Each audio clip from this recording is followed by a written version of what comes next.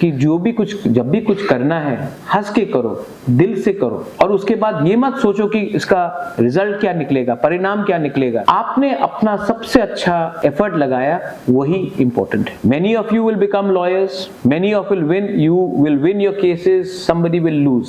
हार जीत जिंदगी में है, लेकिन जब भी आप कोर्ट में कदम रखोगे, ये सोच के रखो कि आज मैं किसी को न्याय देने के लिए जा रहा हूं, किसी को बचाने के लिए जा रहा हूं, मैं सच बोल रहा हूं। Lawyers have a very bad reputation, I know. They are said, like, here lies a lawyer in a tombstone. Yet again, there are many lawyer jokes also. But you all are very important because you can protect the weakest and you can punish the strongest. That is the power that you all have.